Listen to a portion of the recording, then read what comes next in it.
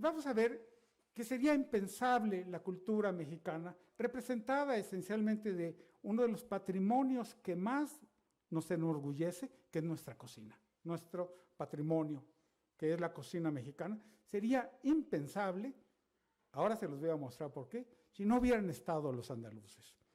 Entonces todos tenemos algo de andaluces. Por eso vamos más allá de la gastronomía.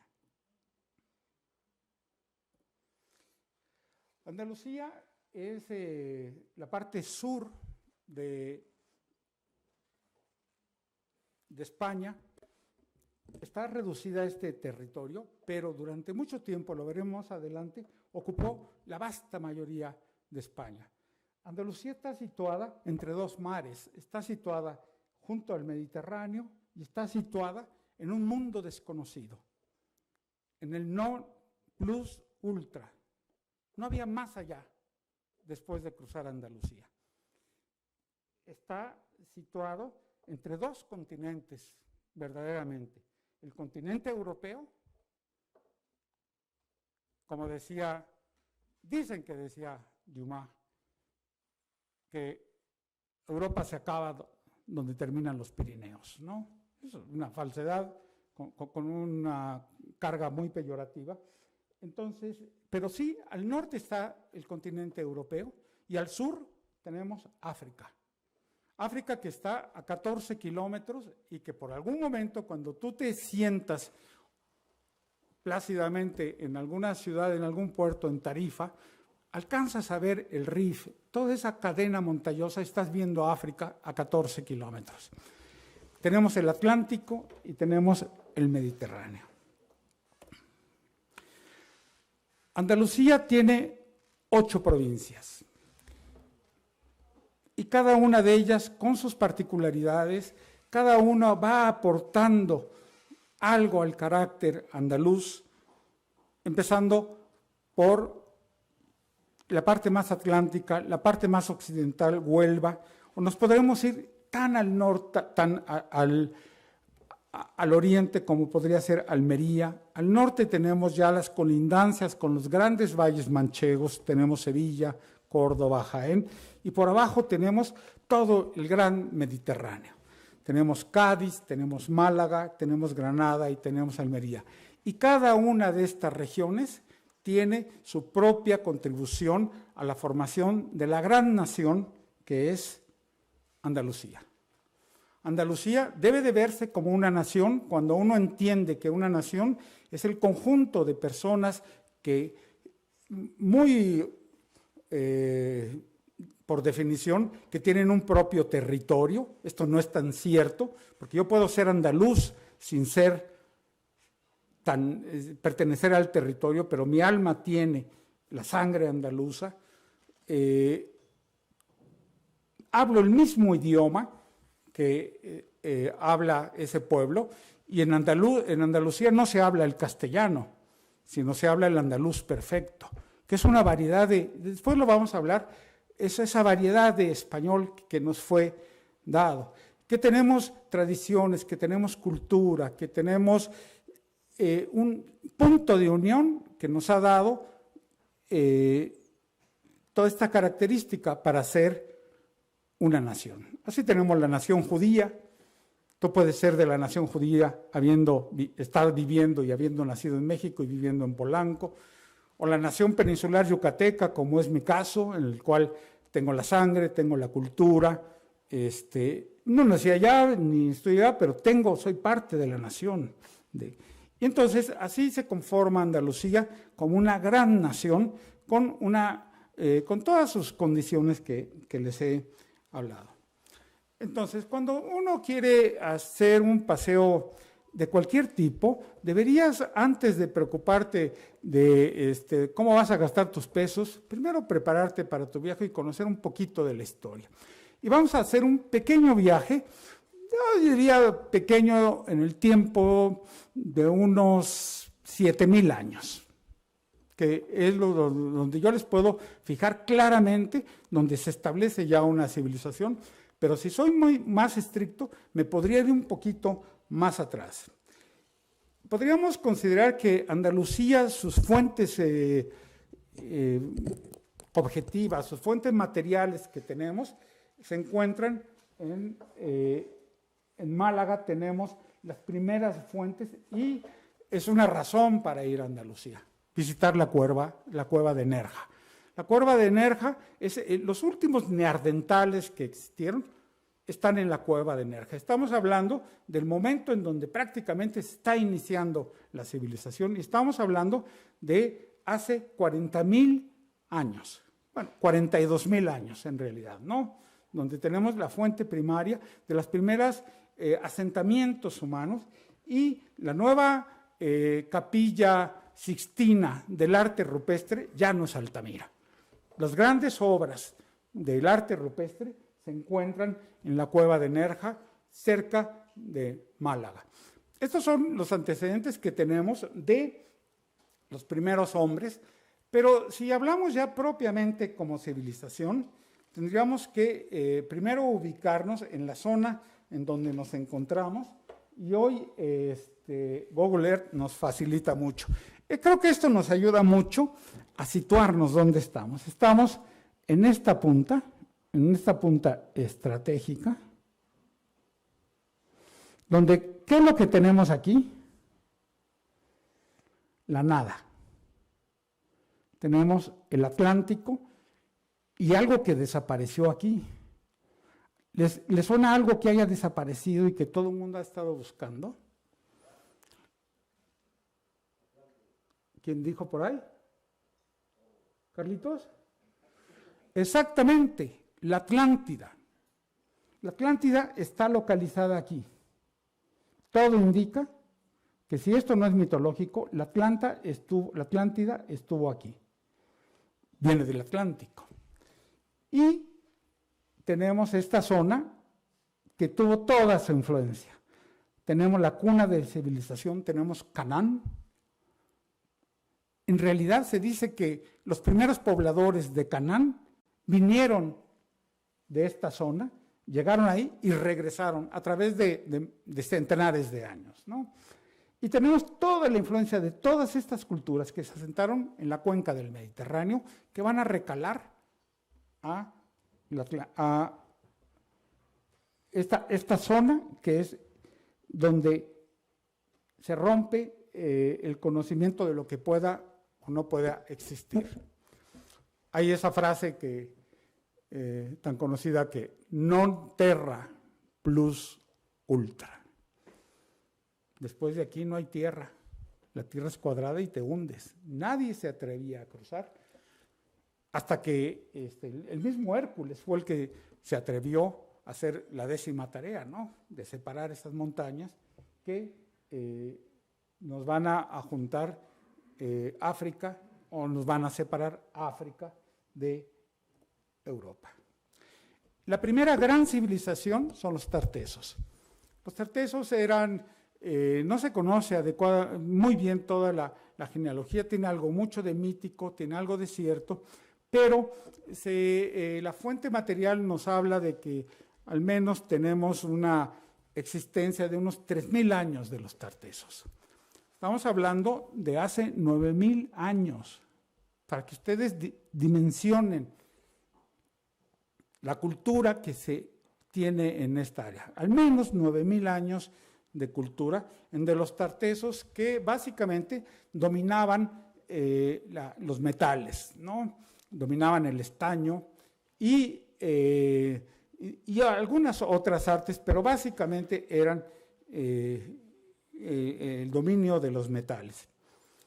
Esto llamó la atención de otras culturas que se dedicaban básicamente al comercio, y aquí tenemos que posteriormente llegan a tartesos, además llegan en un plan, son comerciantes, llegan en un plan no belicoso, sino de integración, llegan los fenicios.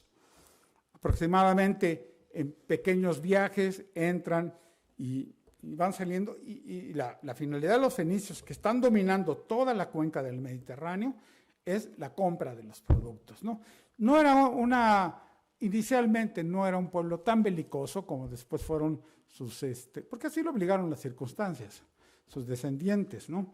Y junto con ellos nos llega el primer producto del cual vamos a considerar que es la base de toda la gastronomía, no solamente de Andalucía, pero de la cual Andalucía es el mejor ejemplo, sino de toda la cuenca del Mediterráneo, que es el aceite de oliva. Entonces, el aceite de oliva llega a, por lo menos tenemos una historia de unos 3.500 años de aceite de oliva. Y entonces ustedes díganme, si seguramente a todos nos gusta la dieta mediterránea sin aceite de oliva, imposible de considerar, ¿no? Entonces nos dan dos productos de los cuales somos muy afectos, somos adoradores. Uno, del aceite de oliva, y dos, por supuesto, del vino. Y entonces,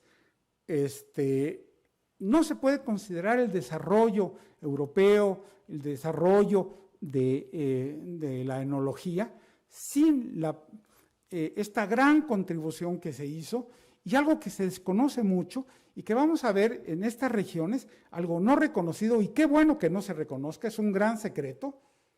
Espero que después puedan degustar alguna parte del secreto que vamos a hacer en vivo, con una degustación, de uno de estos productos, que fue las primeras cepas que se establecen en Andalucía, que es el vino. Tan importante es la influencia de los fenicios, que esta palabra, ¿alguien podría decirme rápidamente pronunciarla? Jorgito. España. ¿Sí? Ya, la tierra de los conejos. Había muchos conejos, es lo que significa España. Llegan los romanos, después lo latinizan, surge Hispalis, y después nos vamos a Hispania, y después finalmente, más o menos por ahí de 1492, poquito antes, se constituye propiamente el reino y el estado de España como tal. Pero España como tal es una nación, es un estado relativamente joven, ¿no? Considerando tantos años. Pero desde acá viene, desde los fenicios, ¿no? Entonces, primer punto, y no sabes por dónde empezar en todas estas 8 provincias, ¿qué ciudad vas a tocar, no? Una ciudad importantísima que 2 o 3 días bien lo merecen oler, la sal, el salero, de una ciudad maravillosa que se llama CAI. ¿Han oído hablar de CAI? Mejor, es que uno tiene que ir tomando el lenguaje también, ¿no? Entonces vamos a CAI. Cádiz, fundada 1300 años antes de Cristo. Estamos hablando de 3300 años de Cristo. Entonces no estás hablando de... Y Cádiz nos va a traer la comida y nos va a traer la música de ida y de vuelta. Nos da las habaneras. Por ejemplo, estar en La Habana es estar en un Cádiz pequeño. Y estar en Cádiz es tener el sabor de La Habana, nada más que sin negritos, ¿verdad? Entonces te va dando toda esta música, toda esta comida. Y a través de La Habana se conecta México, se conecta la Nueva España, se conecta Colombia, y entonces van recibiendo y va de regreso. Entonces, esa es la gran importancia de estar en Cádiz, además de que nuestra democracia nace verdaderamente a partir de la Constitución de Cádiz, en 1802. Entonces, tiene toda esa importancia, y estar en Cádiz es estar en África, en una África más europeciada. No sabría decir, este toque que está dando tan particular de Cádiz, muy septentrional, por supuesto, ¿no? Y toda la provincia de Cádiz, ¿no? Llegan muy interesados, por supuesto, los griegos focenses, siempre que hablamos de Grecia pensamos en Atenas o pensamos en las islitas. No, Grecia era la Magna Grecia. Grecia se iba desde Turquía, Troya, Pérgamo, etc. Todo eso era Grecia. Entonces estos griegos focenses llegan desde lo que hoy es Esmirna, propiamente dicho, que es Turquía, llegan hasta a todo lo que es la península ibérica y se van estableciendo, pero tienen su gran esplendor en Cádiz y especialmente en un puerto del rey Menesteo. Menesteo huye en la guerra de Troya y se va hasta la provincia, hasta Cádiz, y funda la ciudad maravillosa que tiene tanta importancia para nosotros como es el puerto de Santa María. Entonces, Menesteos o Santa María sigue siendo lo mismo, conviviendo en ese tiempo algunos tartesos que quedaban, algunos fenicios, y los griegos llegan y se imponen. Hasta que más o menos unos 500 años antes de Cristo, aquí están unos 600 años, llegan otros cuates y le dicen, ahí te voy. Y esos eran los hijos o los descendientes de los primeros, que fueron los cartagineses. Vean nada más quiénes han estado ahí. Y un cartaginés famoso, ¿quién se va a enfrentar ahorita al imperio? Solamente él podría con... No, ni él, solamente él podría, con estas huestes, ¿no? Imagínense planear la invasión de Roma, cruzar los Alpes, invadir y hacer el saco de Roma. ¿De dónde salió Amílcar Barca? ¿De Cartago? No, salió de Cádiz, salió de Iberia. Desde ahí parte con el gran Amílcar Barca. Barcelona, pues, por supuesto, debe su nombre a Amílcar, ¿no? Y Amílcar está su sangre está en Andalucía. Y luego, por supuesto, 600 años maravillosos. Hablamos el idioma que hablamos porque hubo un individuo que conquistó África y después conquistó la península ibérica y nos latinizó. Y este fue Escipión. Escipión, el africano, hace la toma domina toda esta zona y establece la latinización. Es el gran imperio romano, 3 grandes provincias, primero la Hispania interior, que es la Tarraconense, después hace la ulterior, que sería propiamente Andalucía, y la Lusitana, ¿no? Y eran ciudadanos romanos, y tanto esplendor llegaron a tener, fue tal la capacidad de esta tierra, que 3 emperadores romanos nacieron en Andalucía. De ese nivel estamos hablando. Trajano, el que tenga la memoria de haber leído Adriano, y Teodosio. Y grandes pensadores, entre ellos quizá alguien político, filósofo, su pensamiento es muy vivo, Séneca. Séneca nace en Córdoba. Y váyanle sumando, a ver si no hay cultura donde estamos hablando, de todos los que les he hablado, y vamos a seguir. Arquitectos, bueno, ya veremos más adelante. Pero claro, después llegan los compañeros antecesores del doctor Federico Cisneros, Drenhofer. Aquí me permitió una foto de cuando era más joven. Aquí lo está posando. Y entonces tenemos a los vándalos, ¿no? Aquellas tribus que vienen del norte, ¿sí? Los bárbaros del norte, por supuesto, ¿no? Que venían de Suecia, principalmente los vikingos, de Noruega, luego bajan, se funden con los caucásicos y fundan todos los ricos que quieran, los Federicos, los Hildericos, los Rodericos, etcétera, etcétera, y llegan los vándalos, los godos, pero luego dicen otros, quítate, que ahí te voy. Llegan sus cuates, los visigodos. Esos sí eran de mayor cuidado, ¿no? Entonces los visigodos es la época más tenebrosa que puede haber en la historia y yo creo que una buena entrada a Andalucía es primero pasar por áreas maravillosas como puede ser Toledo.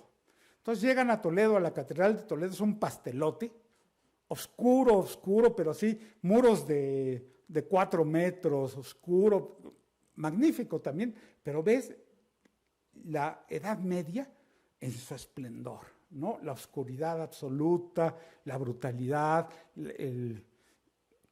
por supuesto que tenían sus cosas buenas, pero esto es muy importante por cuando hacemos la conversión al otro punto de que tú estás soñando.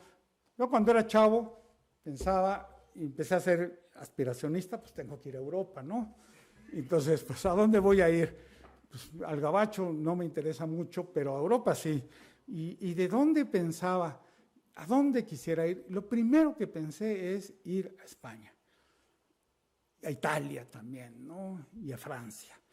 Y entonces dije, pero antes que nada tengo que ir a España. Y lo que más me llamaba la atención es ir a Andalucía, ir a conocer los árabes, y oía tanto de Aladino. Entonces me parecía algo maravilloso, hasta que después de este viaje aproximadamente todavía en la Edad Media, llega a Córdoba el Al-Andalus. Y de aquí deriva el nombre de Andalucía. Hay muchas situaciones que no se han definido de qué significa Andalucía, de dónde viene Al-Andalus, pero Andalucía significa donde se pone el sol. Y entonces dices, ¿cómo que donde se pone el sol? Si estamos en el poniente y sabemos que el sol nace en el oriente, depende de la perspectiva, porque la perspectiva desde África no es la misma que tú tienes desde el otro lado. Y entonces, para los bereberes y para los que estaban del otro lado de África, ellos veían cómo salía el sol desde ese punto, desde el poniente. Y entonces, Al-Andalus significa los del occidente, los del poniente, y no lo que quieren poner, que le llaman Al-Andalus los vándalos. Eso está muy controvertido, pero podríamos pensar que Al-Andalus son los del poniente, son los árabes que vienen, los omeyas, los almorávides, que vienen desde la Meca, vienen desde Bagdad, vienen desde Damasco, en ese peregrinar a descubrir el poniente, los hijos de Venus. Y entonces cuando ves esto, ves la luz. Andalucía significa la luz en todos los sentidos, ¿no? Por eso les decía, vale la pena meterse un poco a Castilla-La Mancha o a la Comunidad de Madrid y ver todos los aspectos de Edad Media tan valiosísimos también para hacer ese contraste. Cuando llegas aquí, pues dices, ¿qué estoy viendo, no? Y esta es la dimensión que tenía el Califato de Córdoba. Prácticamente marcaba toda la península ibérica. El Califato de Córdoba llegó a ser tan importante como el Califato de Damasco o el Califato de Bagdad. Eran las 3 grandes potencias del mundo musulmán. Recientemente se quiso hacer un nuevo califato, porque ahorita no hay califatos como tal. El Estado Islámico se quiso reivindicar y hacer un nuevo califato, ¿no? Que era el califato de él.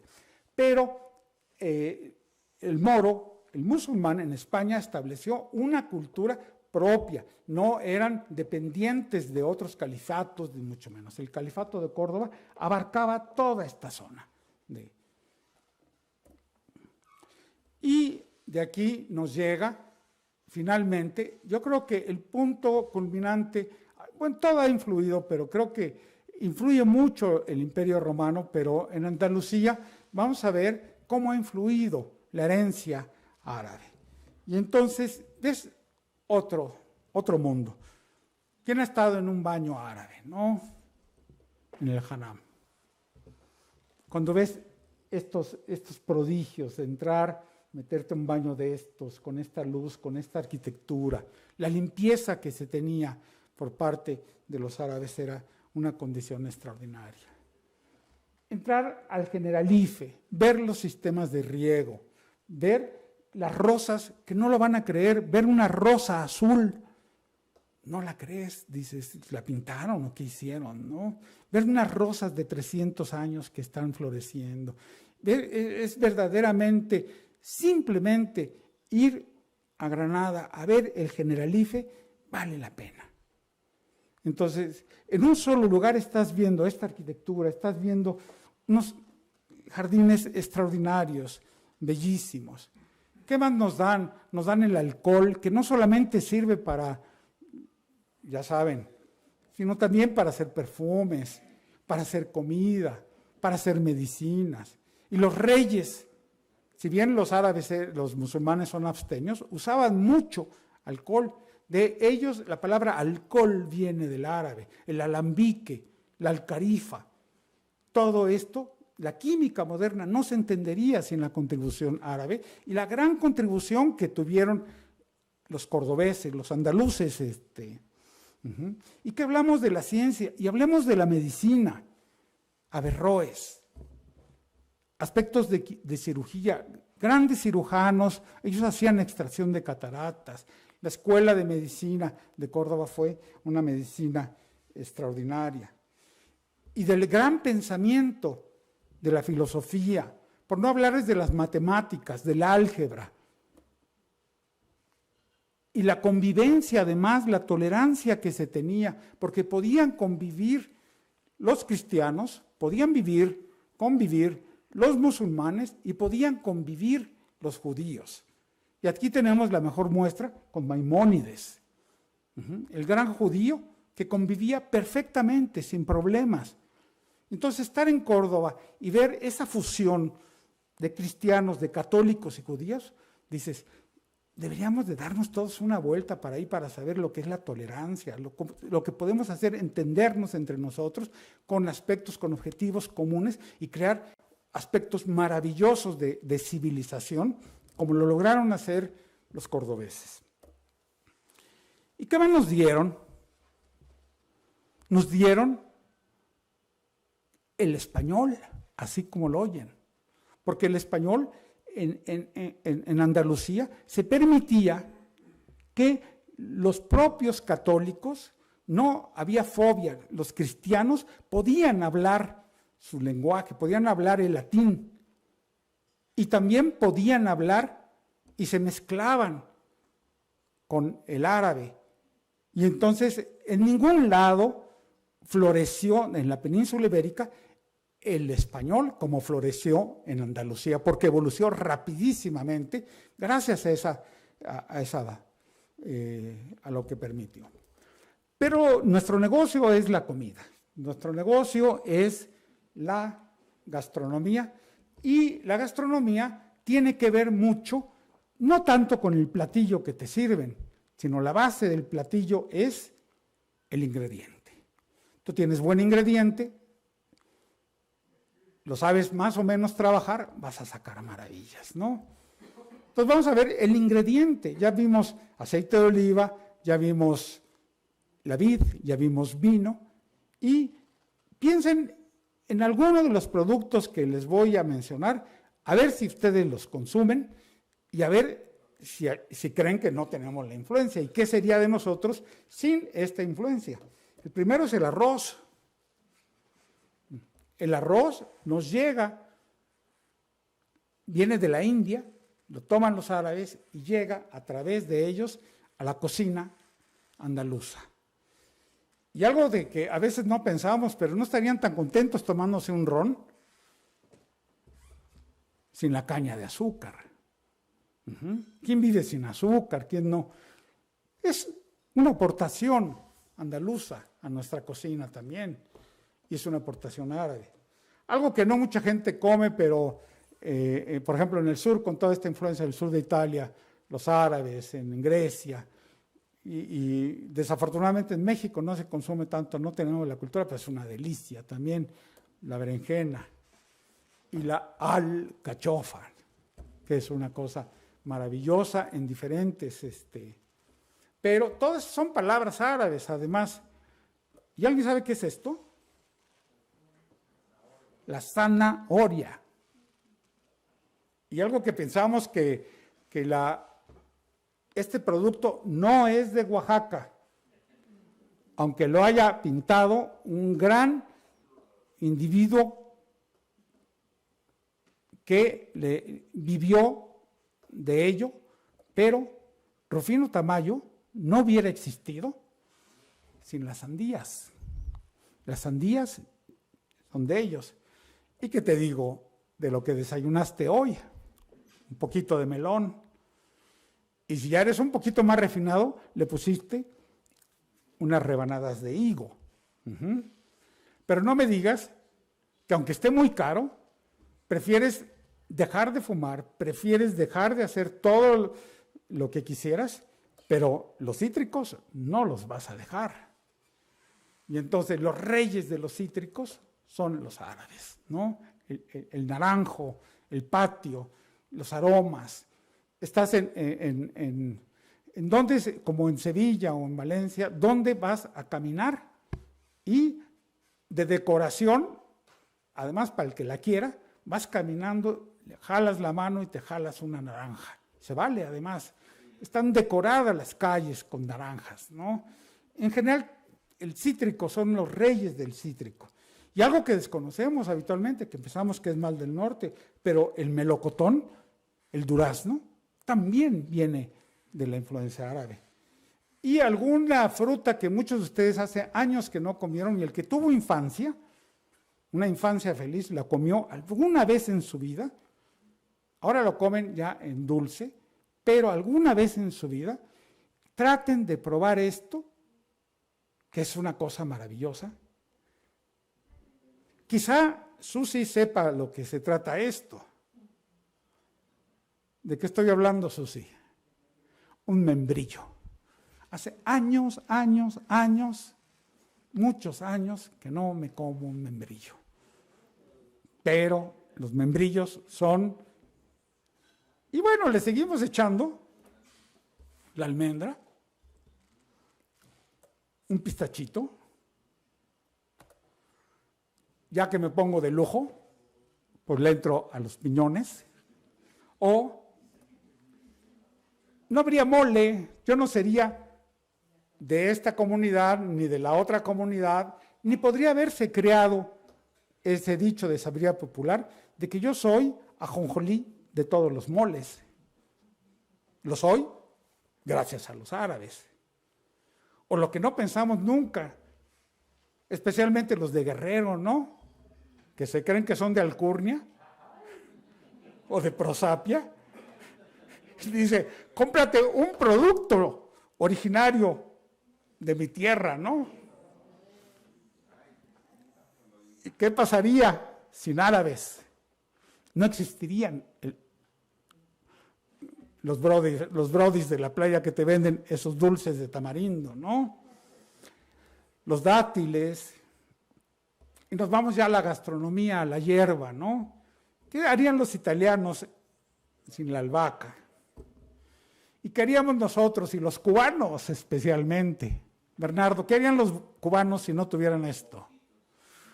No habría mojitos, no habría Cuba. Y nosotros no existiríamos porque un taco sin salsa es como un bigote, un beso sin bigote.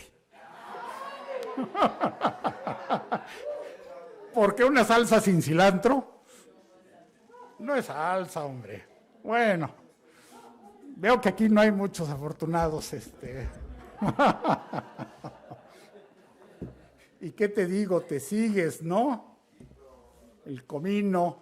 Hay más y más. Échale un poquito más al azafrán, al anís, al jengibre. ¿Ya se acabó el tiempo?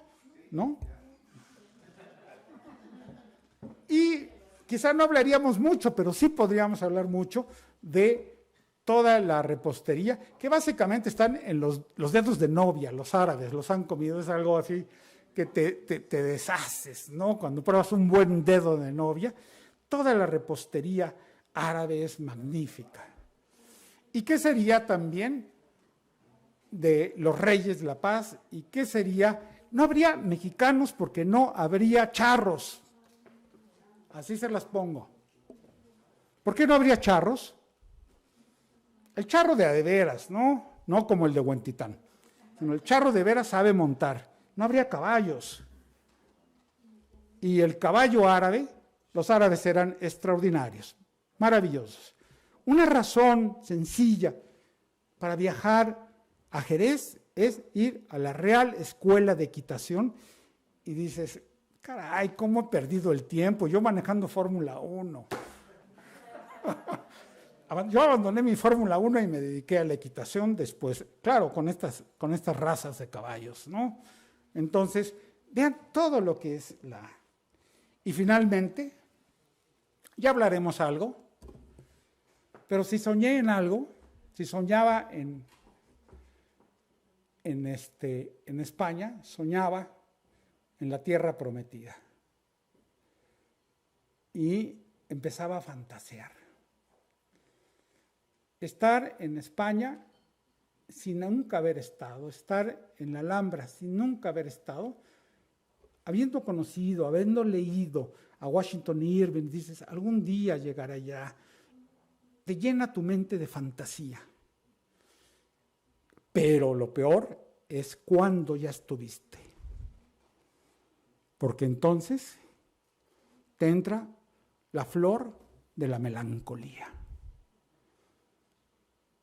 Y entonces, no tengo nada que darte, le digo.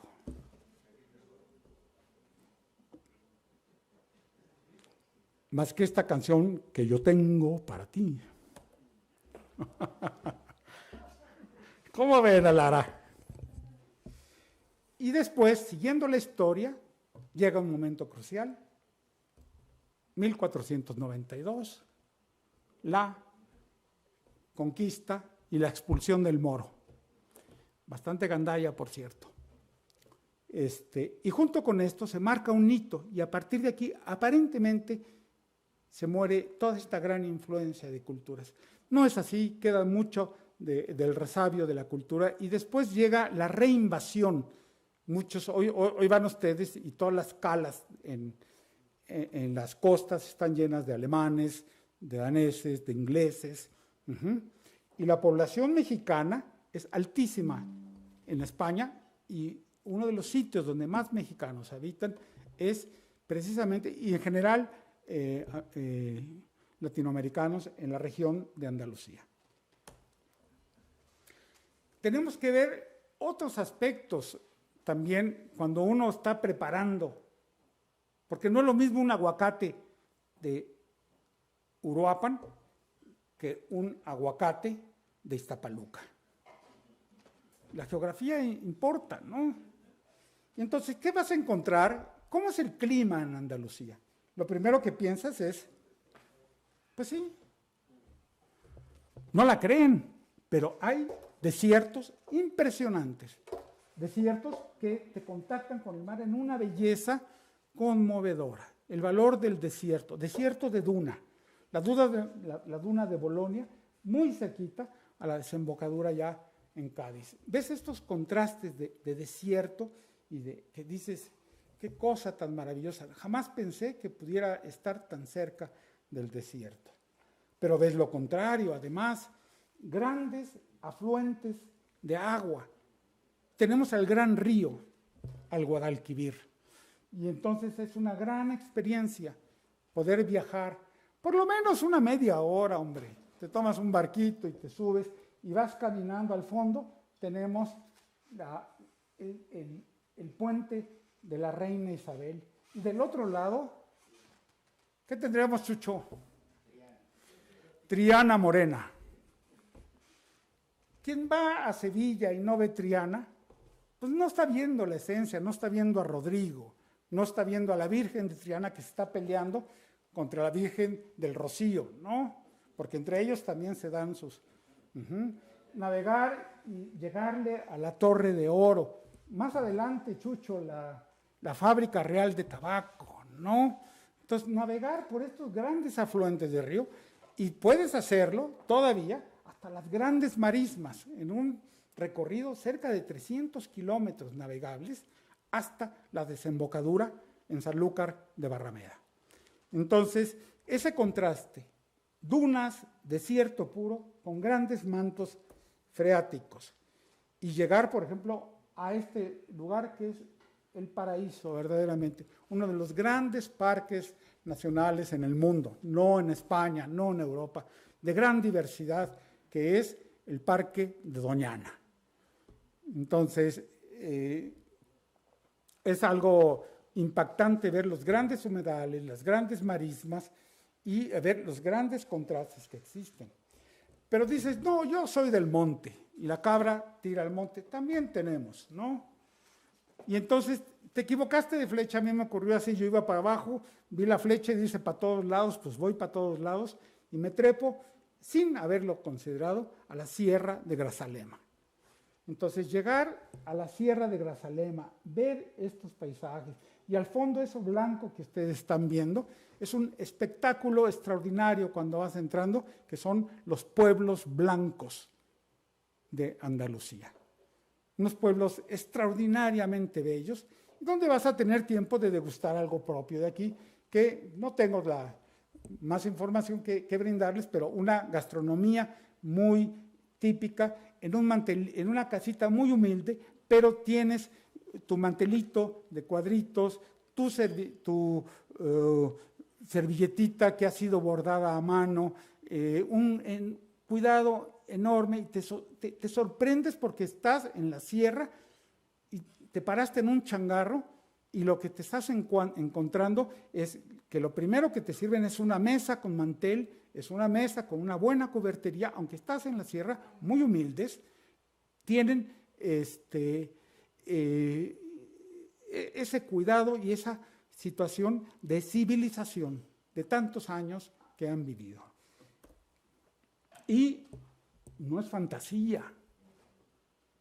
O sea, uno ve esto y dices, después de ver las dunas, de ver esto, dices, ¿es real lo que estoy viviendo?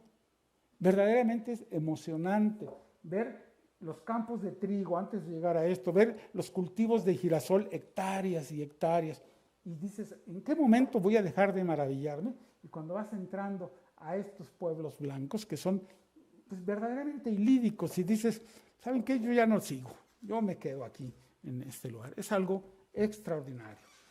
Pero también puedes elegir irte por el otro lado y dices, mejor me voy de Cádiz y me voy costeando y me voy hacia la sierra, ¿no? Y voy a tomar un poco de mar y me voy hacia la sierra y ve lo que te espera aquí. Estos paisajes son lo natural que vas viendo y dices, no necesito ir a ningún destino. Caminando se hace el camino. Y simplemente estar aquí es un enorme regocijo, es una gracia que dices, vida, ¿qué te debo? No me debes nada, no me has permitido ver esto que es extraordinario. Y después de haber pasado a estos picos, haber pasado estas zonas que tienen la mayor precipitación pluvial de España, está en Andalucía. Los desiertos más extensos están en Andalucía. No solamente eso, los picos más altos, el pico más alto de España está en la Sierra Nevada, en Granada. Y entremos ahora a otro de los constituyentes, solamente es hablar de rápido, que es el aceite de oliva. El aceite de oliva es un elemento sagrado en la nutrición y en la cultura. No por algo, la existencia de vida en el arca de Noé fue anunciada por una rama de olivo. La tierra, la esperanza está en el olivo. El gran martirio del Salvador ocurrió en un monte lleno de olivos. Y así vamos viendo grandes citas. Y todavía nos juntamos ya cuando nos vamos a ir de aquí. No sé si incluye el servicio también de la Sociedad Médica Santos Óleos, pero espero que están en el cuadro básico, que no estén tan caros los santos óleos, ¿no? Pero los santos óleos son aceite de oliva, ¿no? Por supuesto, ¿qué otra cosa va a ser, no? Tan importante era el aceite de oliva en España, que los romanos que vivían del aceite, imagínense en Roma sin aceite de oliva, no existía Roma. Tan importante era que quien ha estado en Roma, hay un lugar, un cerro, un montículo enorme, que es el Testaccio, al Velo Velovente. Tú estuviste ahí, Bernardo, ¿no? Entonces, es un montículo enorme, es un cerro así, con el Cerro de la Estrella. Entonces, cuando hacen excavaciones, vean lo que encuentran. Millones y millones y millones y millones de ánforas. Todas estas ánforas llenas de aceite que procedían de Andalucía y que alimentaron al Imperio Romano por tanto tiempo. De esa es la importancia. España produce el 50% del aceite de oliva del mundo, se produce en España. El otro 10%, entre comillas, lo producen los italianos. Lo que no dicen los italianos es que mucho de lo que producen se lo compran a los españoles, lo envasan y ya le ponen carapel y el primo, y son buenos para la mercadotecnia, pero mucho es español. La mitad del aceite que se produce en el mundo viene de España. Y el 85% del aceite que se produce en España se produce en Andalucía. De tal manera que el 35% de la producción mundial, del consumo mundial de aceite de oliva, lo da Andalucía. De esa magnitud es. Entonces, ¿qué es lo que esperamos ver cuando vamos entrando, sobre todo de la región manchega? La frontera se llama Despeñaperros, es un cañón. Entra uno, ya pasas Despeñaperros y estás en Andalucía. Olivares. Y este es el paisaje que se extiende y se te va a la vista. Se te va a la vista. Y estás viendo que cada minúsculo puntito, cuando hemos estado cerca de un olivo, ¿de qué tamaño? Vean, así se te va a la vista. Jaén, Córdoba, pues donde vayas hay porque tiene que responder a esta gran producción. Pero no solamente es aceite de oliva. Tenemos que tener el elemento previo, que es la aceituna. Entonces, dos elementos importantísimos de la cultura andaluza y de la cocina mediterránea es, primero, el aceite, pero el elemento más pobre, y no puede haber una casa, es un marcador de cultura, de buena educación, que cuando tú llegas a una casa, no solamente te van a dar lo primero que hacen, ya lo veremos, pero en Andalucía, la aceituna, que se cultivan 250 variedades, todas las variedades de aceituna están en Andalucía. Pero podríamos hablar de tres variedades que considero que estaríamos obligados a conocer, ¿no? Porque tienen texturas, porque el sabor es diferente, el amargor, el picor, etcétera, que sería la primera, la picual, que es esta, es la más común, se llama picual o picuda, su punta termina en un pico, y es una aceituna excelente, es una aceituna para aceite, específicamente, ¿no? Tenemos otra que es la hojiblanca. Entonces, hojiblanca la podríamos tener tanto para aceite como para degustación. Y tenemos otra que es deliciosa también, que hay que saberla preparar y que la sirvan así de entrada, que es la gordal. Todos hemos tenido siempre esa aceitunota así que carnosa, rica, con textura, ¿no? Y si llegas a una casa bien educada, esto es lo que te van a servir. Una aceituna aliñada. no aliñada. Porque además tenemos que ir aprendiendo el andaluz, ¿no? Entonces, pides una aceituna aliñada. Con este magnífico pan, porque la segunda zona cerealera de España son los andaluces, y hay tierras famosas como Carmona, donde tienen un pan de alvéolo, como es así jugoso, con una costra magnífica, y entonces simplemente pan con aceite y una aceituna, y por supuesto, una copita de fino. Y todo el milagro se produce en esta catedral. Por eso les decía, podríamos estar horas hablando de cada uno de estos temas, pero una gran experiencia es ir, ver, o cuando tengan la oportunidad, meterse al campo del conocimiento un poco más profundo de la producción del aceite. Saber qué es un aceite de oliva virgen, qué es un extra virgen, qué es un refinado, que no te den gato por liebre. Entonces, estar en la almazara, que es la catedral, ¿no? ¿Y qué sería de nosotros sin la tahona? La tahona, que es esta enorme piedra, a veces movido mecánicamente, otras veces movido por algún animal, que va a ser la primera molienda, que es el inicio. Pero no habría mezcal, no habría tequila, porque la tahona se usa en las vinatas para moler las pencas del agave y extraer el jugo. No las pencas, perdón, la piña, los pedazos de la piña. Y esto es una herencia árabe, y el alambique también es una herencia árabe. No habría mezcal, no habría tequila, sin esta aportación. Pasemos a otro ingrediente que por sí son platillos simplemente, ¿no? Cuando uno le pregunta a un español que vive fuera de su país, ¿qué es lo que más extraña? Se lo hice a un compañero, ¿qué es lo que más extrañas de España? Y me dice, lo que más extraño de España, en primero, es a mi familia, a mis amigos. Pero, y digo, y a ver con qué me sale ahora. Pero segundo, lo que más extraño, ya se me botó esto. También, por supuesto. Esto me dice que me tengo que ir más rápido. El jamón. Y una buena casa lleva su buena planta, su buena pata de jamón ibérico de bellota.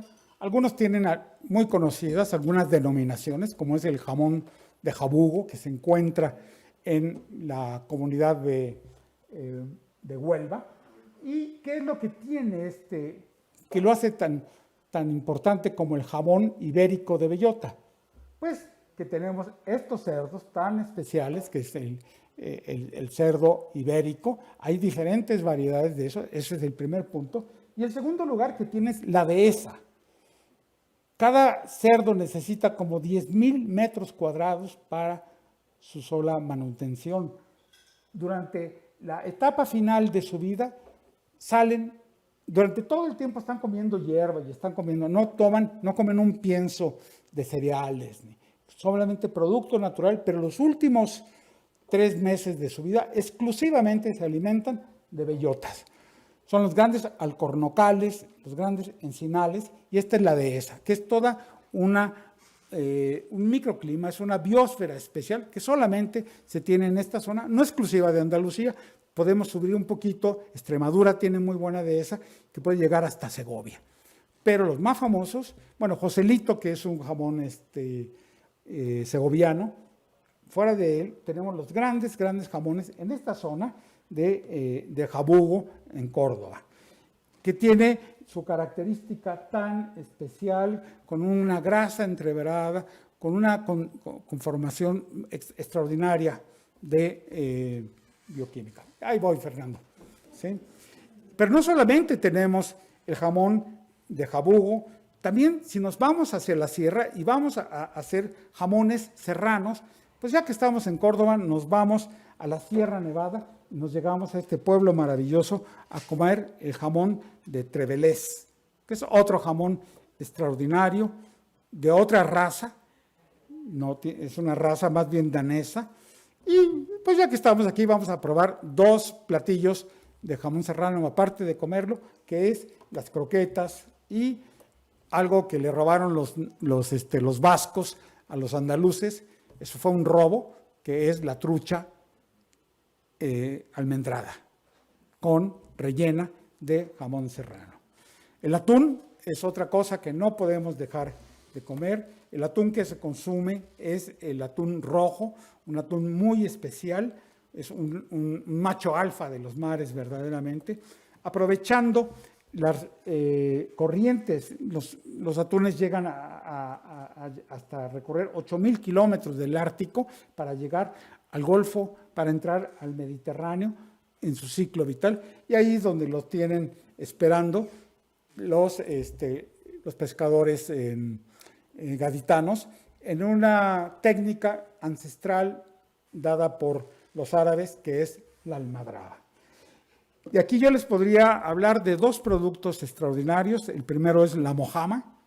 La mojama, en el corte, en el despiece del atún, se extraen los lomos y se extrae el lomo que está pegado a los cuerpos vertebrales y se obtiene el mejor, son unas tiras largas que después de pasar por un salado especial y un secado, se va a trocear y te van a dar estas finas lonchas, que es lo que le llaman el atún, el jamón del mar, ¿no? Un sabor intenso, un sabor extraordinario también. O el otro punto es una pieza muy extraordinaria, cuando tengan la oportunidad, que es la parte delantera, donde viene del tórax hacia adelante y hacia el vientre, que es la ventresca. Entonces, el filete de ventresca a la parrilla, ligeramente aliñado, es por sí solo una maravilla. Y, por supuesto, tenemos que ver la pesca, toda variedad de peces. Yo destacaría por su calidad, es algo maravilloso, el boquinete. Aquí tenemos boquinete también en la zona de Quintana Roo, entra a las zonas un poco tropicales, especialmente a la zona de Xcalac, llegando con el chinchorro, a Belice. Tenemos este magnífico pescado, el boquinete. Tenemos los mejores crustáceos del mundo, que no sean de mar frío, que no sean los gallegos, por supuesto. Tenemos el camarón tigre, vean las dimensiones de este camarón, o tenemos la maravilla de maravillas en estos crustáceos. Para mi gusto, no hay un crustáceo como este, que es el carabinero. El carabinero es algo extraordinario. O también no hay camarón propiamente, es la gamba blanca de Huelva. Y todo esto lo podemos degustar en palapitas que están pegadas al mar. A cada rato vamos a encontrar los famosos chiringuitos. Lo que tenemos que hacer en un chiringuito es comer otro de los platillos icónicos de la costa andaluza, que es comer el pescadito frito, que es una variedad de todos estos pescados, que incluye calamar, que incluye boquerones especialmente, que incluye un poquito de tolemón y, por supuesto, tu tío Pepe. Y es tan popular que hay expendios donde tú vas caminando, te metes, compras tu pescadito frito para llevártelo caminando, te lo sirven en tu cucurucho y ahí te lo vas llevando. Y otro de los platillos riquísimos también que están presentes es comer sardinas, pero no de latita, sino sardinas de verdad. Es un sabor así maravilloso. Te las hacen a la brasa, pero es una brasa de leña.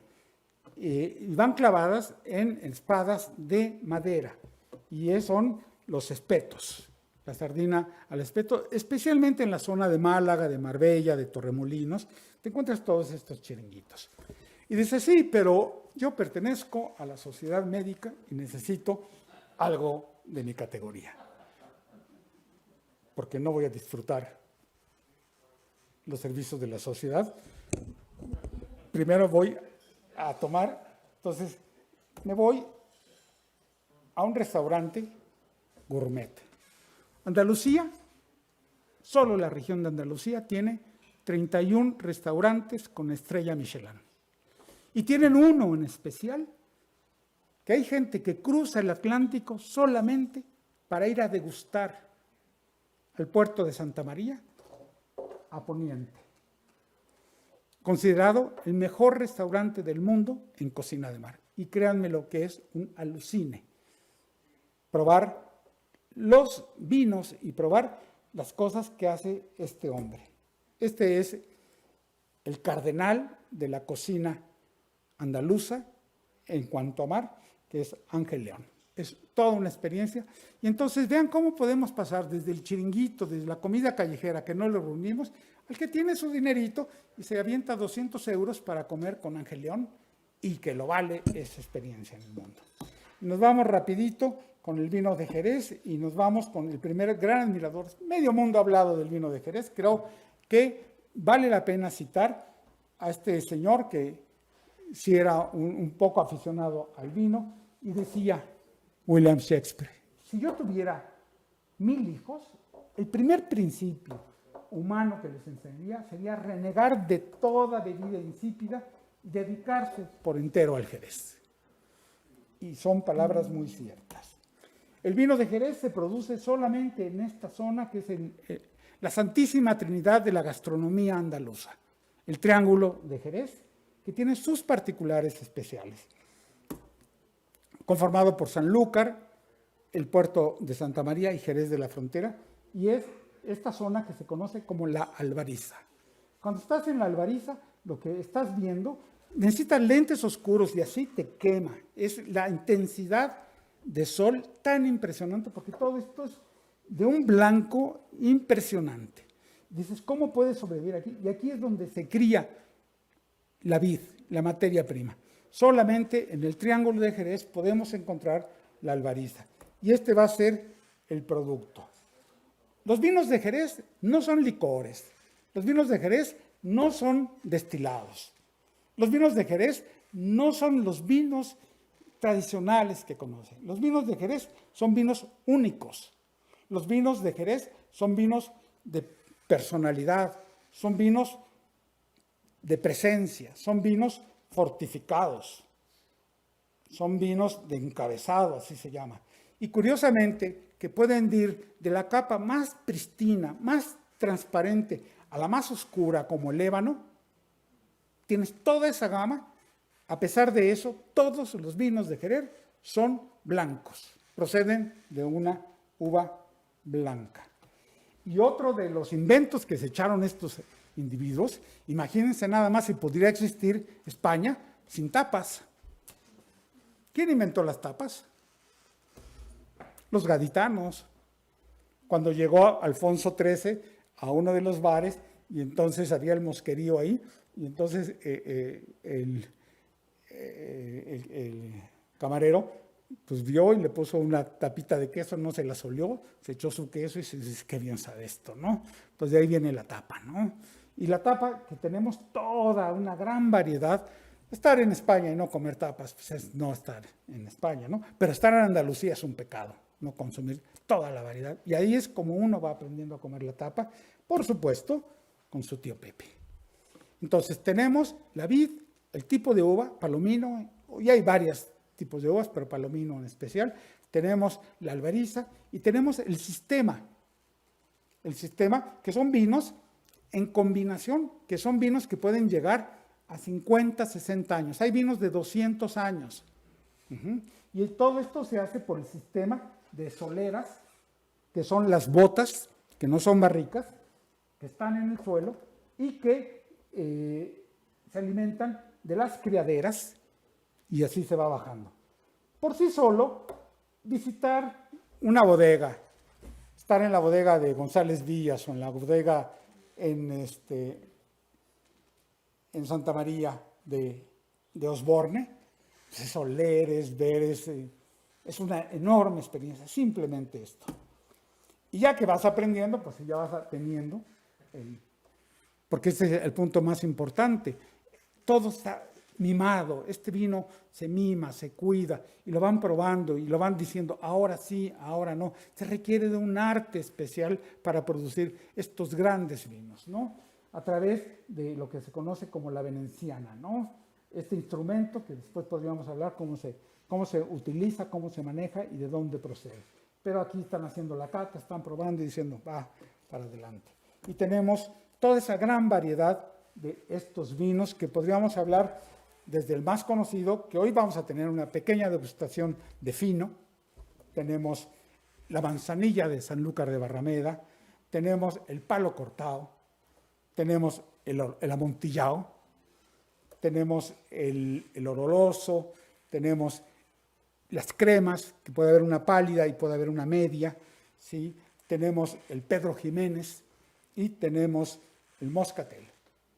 Estas variedades, horas podríamos estar hablando y tomando, que les digo, por ahí conozco a alguien que sí se tomó 18 copas de en una sentada, que está presente aquí, por cierto, ¿eh?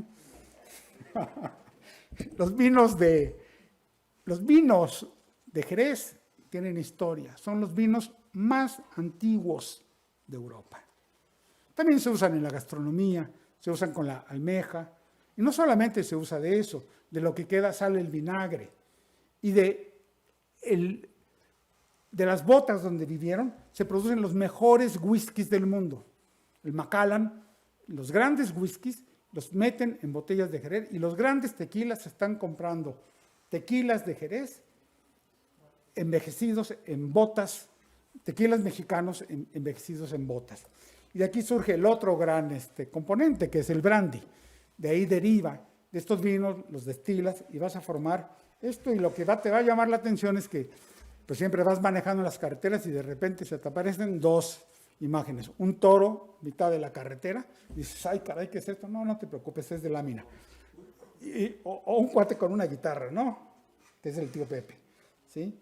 Y entonces, el doctor Fernando Lara, también como parte de los beneficios de ser miembro de esta sociedad, son lo que nos va a traer hoy. El día de hoy tenemos el que ustedes tengan para escoger, aquí lo tienen. Digo, si les gusta, ¿no? Si no, tenemos Torres 10. Pero también, el que quiera, aquí tenemos esto, ¿no? Y ahora sí, llegó el momento de que terminó mi ensoñación, donde la melancolía se volvió una flor. ¿Qué te digo, Granada? No, es llegar a Granada, y algo lo escuché de alguien que estaba en agonía y que tuve oportunidad no lo conocía, y en condiciones de viajero, nunca olvido era mi primera vez en Granada después de un gran esfuerzo, y platicaba con él, viajeros que conoces en el camino, y le digo, ¿qué quieres? ¿Por qué vienes aquí? Y me dijo 4 palabras: ver Granada y morir. Y realmente, cuando ves eso, dices, qué cosa, qué maravilla. No tengo palabras para ver esto. Granada es algo que extraordinariamente, es solamente un motivo de vida para mucha gente, llegar y cumplir este sueño, ¿no? Ver la Alhambra especialmente, ¿no? La Alhambra es... Y tendríamos, de pasadita, te vas a Santurrar a la catedral y dices, pues voy a conocer a mis antepasados, aquí tuve que llegar a ver la tumba de mis bisabuelos. Dicen, ¿no? Yo no me consta, a Fernando y a Isabel. Impresionante también la Capilla Real, ¿no? Y ya que te vas bajando, se te mete lo gitano, ¿no? Mi cantar se volvió gitano y me metí al Sacromonte. Y empecé a caminar por estas calles que van bajando de la Alhambra y que te llevan a la ciudad de Granada, por estos barrios, por estas calles blancas que es el Albaicín. Entonces, esto también es una experiencia, simplemente andar caminando entre estas calles, perderte en estas calles magníficas, y se te mete lo moro, y me dicen, si ya eres gitano, pues vas a demostrarlo. Y entonces te vas a echar, para empezar, unas habas con jamón. Digo, esas me las he hecho. Tengo buen diente. Le llaman taquitos. Lo que va quedando de la pierna, van sacando pedazos de jamón extraordinario con habas, y me dicen, cumpliste el primer paso, pero esta es la prueba del gitano. Cómete la tortilla del Sacromonte. Entonces, una tortilla jugosa, deliciosa. Y cuando les preguntas esto, dices, no puedo ser un hombre de prejuicios. Criadillas con sesos, y lo que va quedando de los despojos, lo echan ahí. Son gitanos, ¿no? Entonces, comer la tortilla del Sacromonte es la prueba del. Y llegas a Sevilla, fiesta, luz, calor, sur. Bueno, no lo digo yo, lo dice Rossini. No lo digo yo, lo dice Mozart, por algo será. Y les podría hablar de Beethoven, pero algo que representa el carácter, la fiesta, el salero y la personalidad de un andaluz es Carmen. Por algo será, ¿no? Simplemente estar en este lugar, o sea, no es la guerra de Star Wars donde se filmó, pero es impresionante, es maravilloso estar en el Parque María Luisa y estar en la Plaza de España. Yo no soy afecto a la fiesta brava, pero sí vale la pena ir a la Real Maestranza, la cuna del toreo. Es una plaza maravillosa, extraordinaria. Navegarle y llegarle a lo que marca nuestra continuidad con América, que es la Torre del Oro. Estar en este monumento extraordinario, que es la Catedral de Sevilla, la tercera catedral más grande del mundo, con su campanario, la Giralda, y ascender a él y ver toda Sevilla desde la Giralda. Pero también ver el arte que hay ahí y pequeñas artes. Cuando tú ves y te conmueves, no sé si ustedes sepan que es un Cristo vivo para aquel que es muy católico. Porque la mayoría de los Cristos a los que nos arrodillamos y les oramos son Cristos muertos, son Cristos crucificados, no son Cristos agónicos. Pero en Sevilla encontrarán el Cristo de la clemencia. Es un Cristo que te mira, que puedes tener comunicación con Él y que si estás en pena, vas a tener una comunicación. Es una condición impresionante, impactante. Es un Cristo literalmente que está vivo. Una joya de la escultura barroca. Y te vas caminando por las calles, serpenteando, la calle Sierpes. Y también la respuesta mexicana a la torta ahogada, a la cochinita pibil, es el montadito de pringa que se hace con todos los despojos que van quedando de la noche anterior. Y ya para saborearte o ver alguna mujer de buenos bigotes, que es a donde acuden, te vas y te metes a la confitería de la Campana, donde tienes una variedad de dulces, de mantecados, que dices, bueno, aquí, ¿qué hago en este mundo, no? Y ahora sí me voy a atender bien porque me dijo que también tenía otro abuelo, también, del cual heredé su nombre, que tenía un hotel que lo fuera a conocer. Y entonces fui al hotel de Alfonso XIII. Dice, nomás para que te des cuenta cómo se vive en Sevilla. Entonces ves la magnificencia. Todavía esto es real. Cuando uno llega, no puedes perderte, ir, aunque no te hospedes, al hotel Alfonso Real y sentarte en su restaurante de San Fernando y tener una cena con tu mujer amada y una cena inolvidable y entrar con lo clásico para refrescarte con un gazpacho, ¿sí? Y luego continuamos con un salmorejo y nos refrescamos con un granizado de cítricos maravilloso. Y esta ya es la última parte, 3 puntos, que es, nos vamos a Córdoba rapidito. No puedes dejar de estar en la mezquita catedral donde confluye todo eso. Es una razón, las 3 grandes monumentos mundiales, la Alhambra, la mezquita catedral de Córdoba, la Giralda, con eso valdría la pena.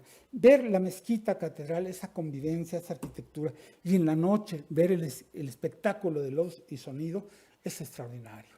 Tomar sus calles, meterte a la judería, caminar por la noche, y llegar a una fascinante ciudad que es todo el yacimiento de Medina a Sahara. Ya son palabras mayores, verdaderamente llegar ahí. Y vamos a rematar con un restaurante, mis favoritos, que es el Caballo Rojo. Y en Caballo Rojo entras con un ajo blanco y después, si a mí me preguntan, dame el platillo típico, icónico de la cocina andaluza, aquí lo tienen. El rabo de toro. El rabo de toro es algo así, de veras que para desfallecer. Y finalmente, mi mensaje es este. La gastronomía, cada quien se quedó con su concepto. Para mí, la gastronomía es el vehículo. Es el vehículo por el cual mamamos, tomamos, comemos, y es la razón de vida para muchos de vivir. No comemos para vivir, sino vivimos para comer. Ese es el mensaje, porque a través de la gastronomía nosotros entendemos cómo nos relacionamos con el medio ambiente, pero todos nos vemos influidos por la geografía, por la historia, por las tradiciones, por los principios, por los valores, por la religión. De esta manera, cuando uno quiere compenetrarse en un pueblo y aprender lo bueno de otras personas y finalmente incluso disfrutarlos, es muy hedónico esto, lo vamos a hacer a través de este gran vehículo que es la gastronomía. Muchas gracias por su paciencia, espero, pues sí, yo sé que no cumplí con este objetivo, pero Fernando, muchísimas gracias.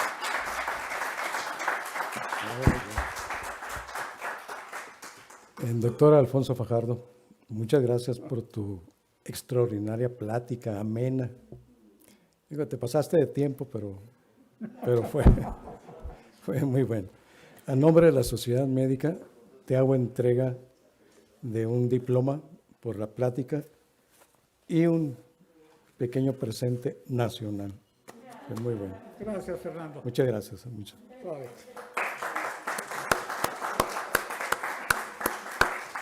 Solamente invitarlos para el día 7 de febrero, en el cual tenemos, de marzo, tenemos la plática del doctor Figueroa a las 8:30, y si todas las condiciones se van presentando a favor, vamos a tener la primera comida de la amistad, que va a ser el día 9 de marzo.